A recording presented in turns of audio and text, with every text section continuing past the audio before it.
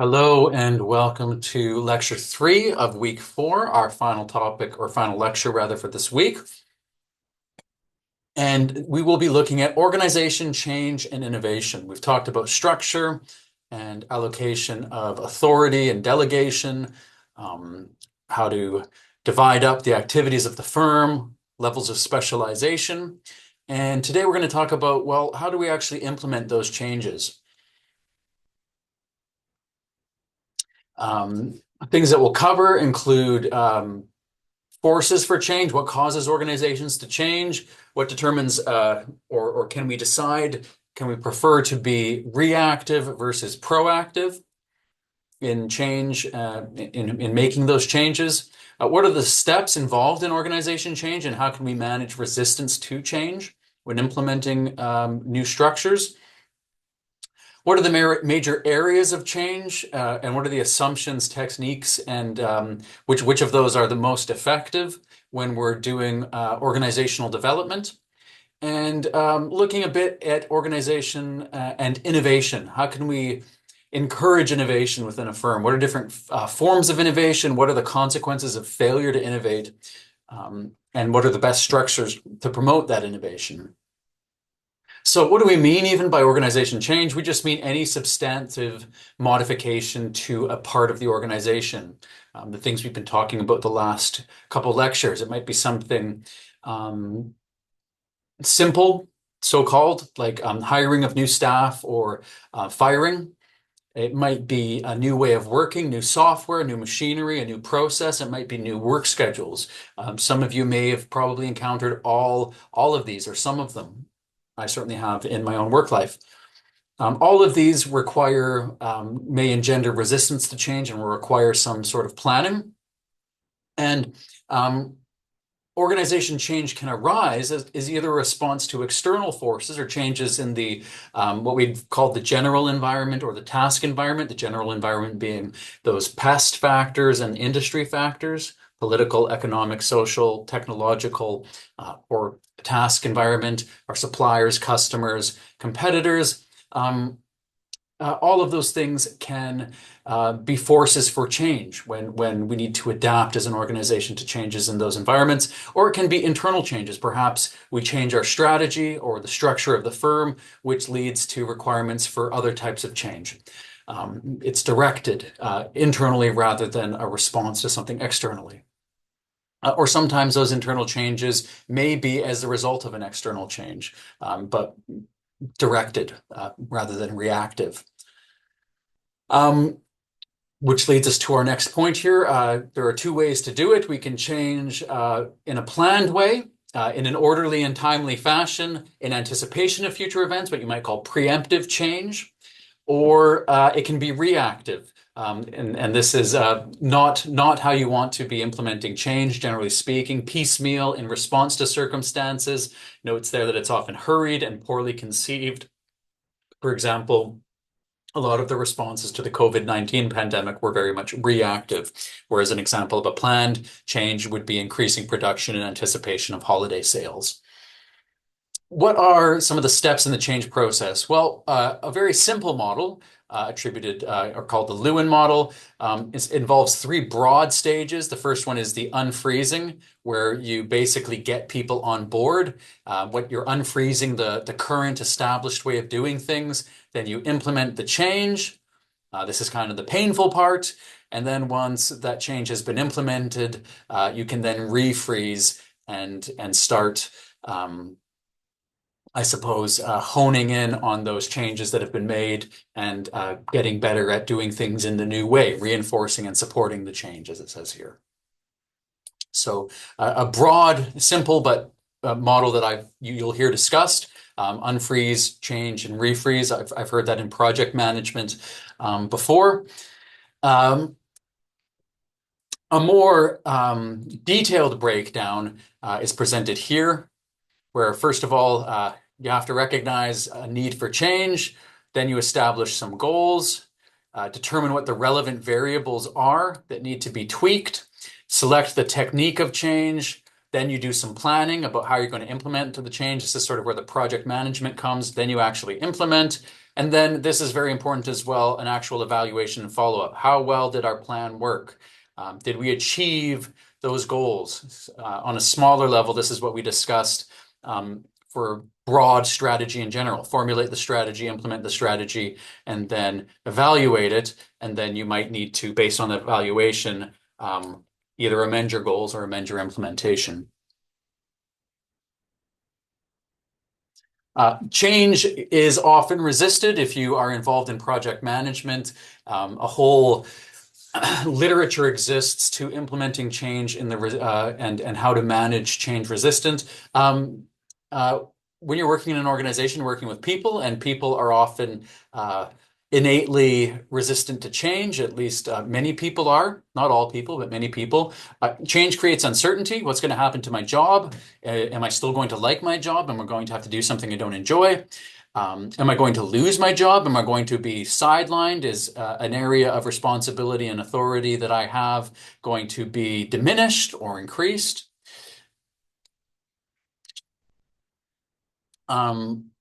Different perceptions about change. Some people may see it as positive, some negative. That can actually create dissension amongst in those interpersonal relationships amongst staff of the organization, and perhaps even feelings of loss if maybe actual loss of colleagues who are relocated or fired as a result of the change, or just familiarity with the old ways of doing things. All of these contribute or can be causes of resistance to change. How can we overcome these resistances to change? Giving people ownership, aka active participation, can definitely help with buy-in if people feel like they were consulted rather than just having the change imposed. Educating and communicating the change process so that people know what to expect. This would all fall under the category of managing expectations. Giving the resources necessary, only making necessary changes. Yeah, I would say that use your change management capital wisely. If staff begin to feel that the changes being made are unnecessary, and if they are unnecessary, you don't want to squander that trust. So announce changes in advance, allow time for adaptation, and really be careful in the changes you make. Make sure they're actually necessary. You certainly don't want to be in a situation where you have to unmake those changes because they prove ineffective, although that can still be better than not going back if the change has proved to be ineffective. Or you can also, a tool that exists is something called force field analysis that focuses on the barriers to change and how to remove them or mitigate them. We'll look at that in the next slide here. This is the force field analysis where you essentially look at what are the forces acting in favor of the change in green here.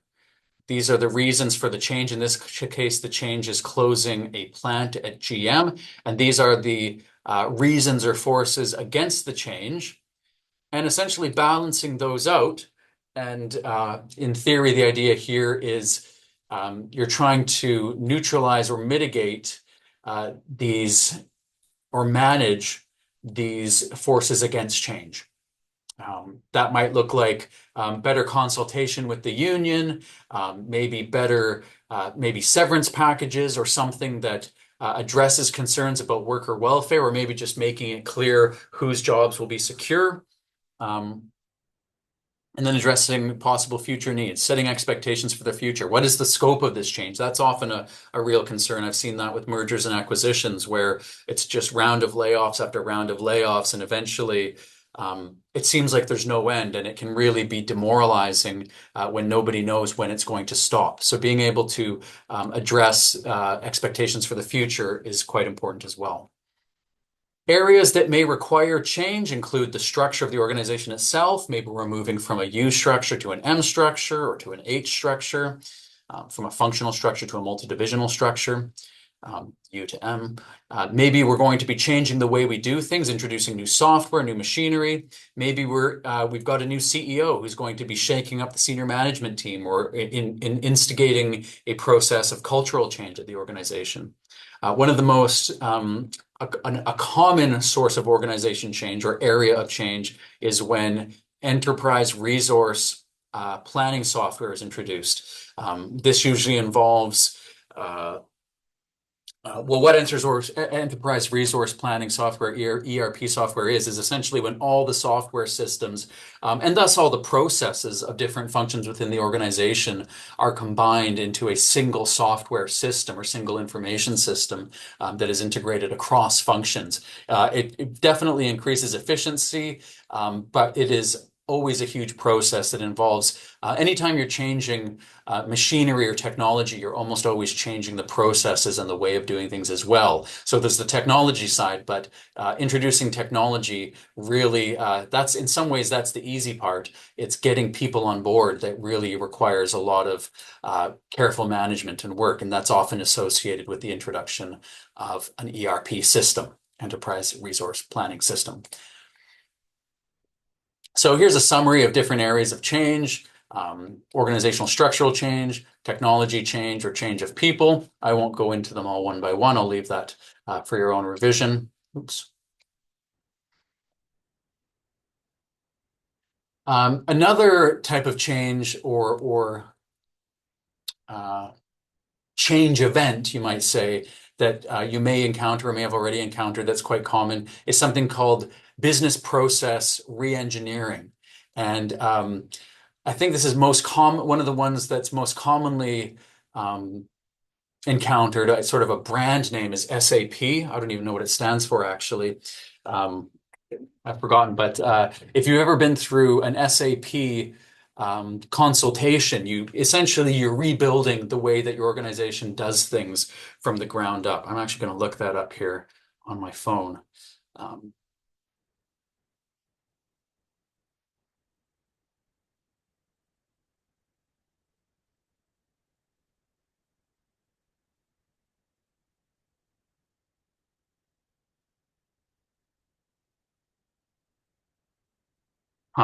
Well, even Google is just calling it SAP still without breaking down.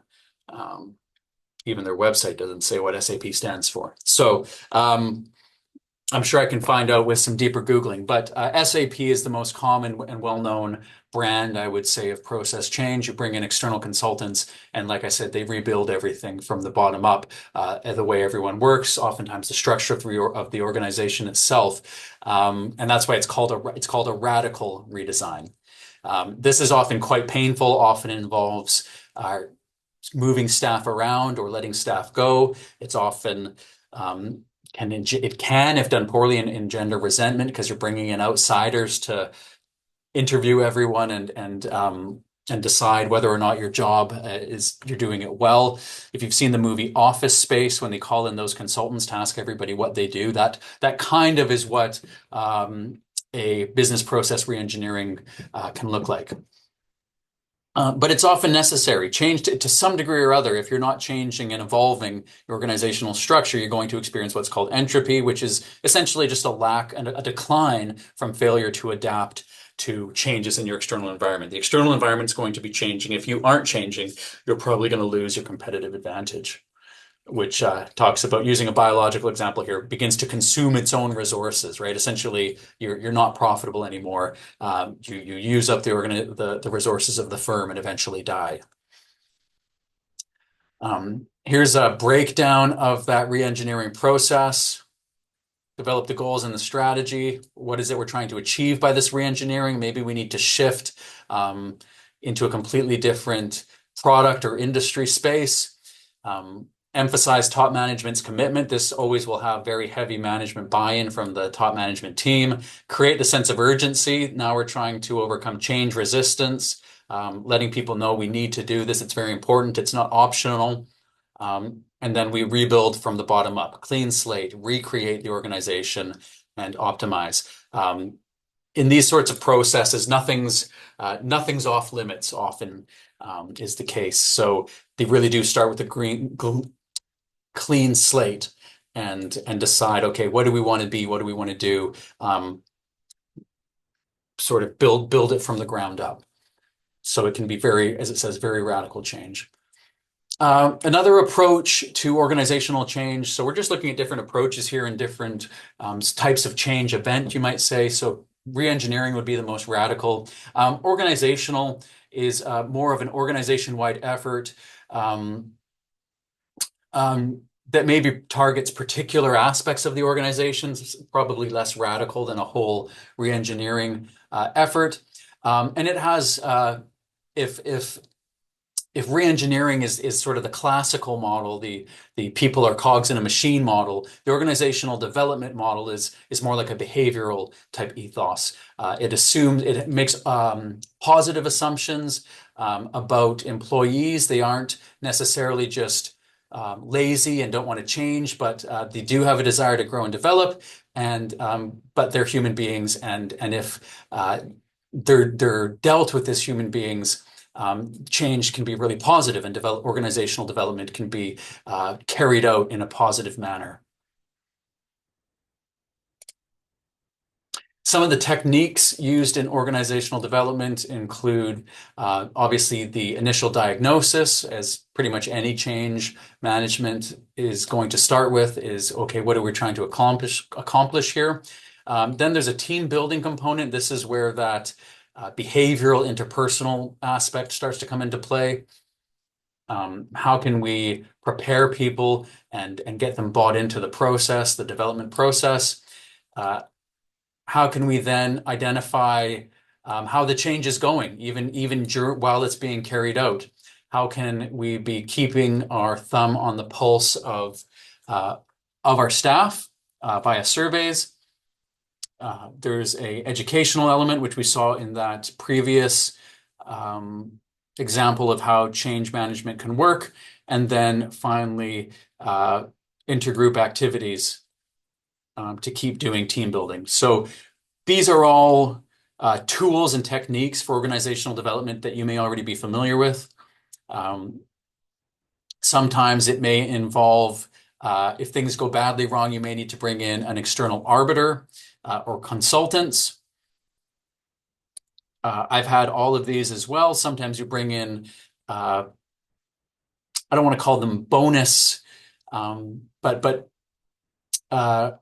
enhancements, career planning, financial planning can really help. If staff feel like their personal goals are being met in the firm, they're more likely to be motivated to work towards the organization goals and really make the effort needed for organizational development. Coaching and counseling would fall into the same category, and personal planning and goal setting. When you've had a great boss and work for a great organization, you'll often sit down for maybe a quarterly or monthly job talk. I used to have this when I worked at a bank. I had a great boss who would say, okay, we've done your review. We've talked about the organization's requirements for you. What are your goals, and how can I be developing you, either in areas of skill that you want to develop in your current role or towards maybe some other role that you aspire to within the organization. All right. Whoops. Finally, talking about innovation. Innovation is sort of a focus on perpetual organization change. Innovation can be of two broad forms along three, or sort of within a spectrum here. We could talk about radical innovation that changes the whole, oftentimes it's a new technology that's introduced that completely disrupts what we're currently doing as a business. An example of this might be, let's see, if you were building internal combustion engines and all of a sudden somebody introduces the electronic vehicle, that's a pretty radical innovation. It doesn't use the same technology. There's a potential for it to disrupt the entire industry. An example that's often used is Kodak and the advent of digital cameras. That was a radical innovation, whereas an incremental innovation might just be improvements in in lens technology. It's something that an incremental innovation is something that existing firms can adapt to. A radical innovation is something that probably is going to just completely negate the need for that industry. It's like a substitute product, if you remember back to Porter's five forces. Another dimension along which it can vary is whether it's a technical innovation embodying like a new technology or a managerial innovation. Sometimes these are the more interesting ones, a new business model, something like the change from maybe a structural change. We move more towards a system for design, a more democratic, open design that fosters more innovation and leads to more breakthroughs. Sometimes, though, maybe it's a technological innovation. We start using a new system that allows us to have breakthroughs. And then the last type would be product innovation versus process innovation. In a product innovation, we discover a new product, maybe that meets an existing customer demand or creates new demand, and it's an innovation that we commercialize that way. That's where we create value. Or maybe it's a new way of making an existing product. Think of Henry Ford here coming up with the assembly line way of producing automobiles, which reduced the cost, made them available to the masses. Or maybe think of Uber as a way of a process innovation that changed the way that we hire taxis. It's not a new product. Taxis aren't new. Hiring rides isn't new, but the way of doing it is new and is an innovation that's been revolutionary, even though it wasn't a new product per se. Here's some summaries of those dimensions we just talked about. Radical innovation. Sometimes you'll hear it called competence destroying innovation versus competence enhancing innovation is one way it's been described in the literature. An incremental innovation is something that enhances what we're already doing, whereas a radical innovation kind of destroys our business model is one way of looking at it.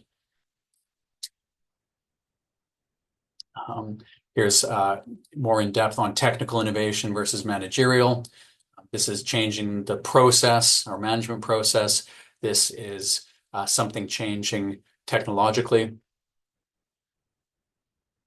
And of course, process versus product, the Uber example that we used.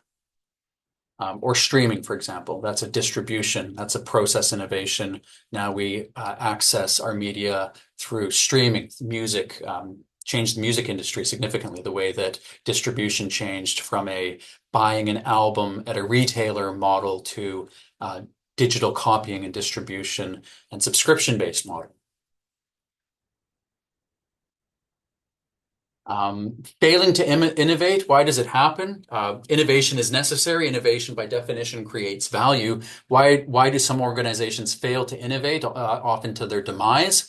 It's expensive. It requires slack resources. If you are so engaged in just staying afloat, if you like, you may not have the resources, the slack resources or the extra resources to have an R&D team that isn't currently generating any value today, but perhaps the future of may be working towards a discovery that will benefit your company in the future. There may be a failure to make the right choice. Maybe you have a number of different opportunities to invest in an innovation and you just make the wrong choice. I think Blockbuster famously had the opportunity to invest in Netflix and said, no, thank you. And to return to a topic we were just talking about, resistance to change. Top management or middle management may have roles that depend upon old or resistance to innovation or an old technology and thus resist innovation. There's an open letter to BlackBerry that talks about the fact the advent of the Apple iPhone and how resistant top management was to acknowledging the threat that innovation posed to their firm and their own failure to innovate in order to survive. How can you promote innovation based, thinking about these reasons that firms fail to innovate? How can you promote innovation? Encourage risk-taking. If failure is punished severely, that will discourage risk-taking. So offering rewards tied to innovative behavior and creativity. If you tie people's incentives and remuneration to innovative behavior, that's what you're going to incentivize. On the cultural side, if you are too, as I said, if you punish failure too strongly, or if people are afraid to try, that will not foster innovation. Other aspects even include things like I know that Apple, I've heard, designed their offices so that people were coming into more frequent contact with each other, and which allowed people to generate ideas. The way you structure your teams can be part of that. Um, there's also this idea of intrapreneurs.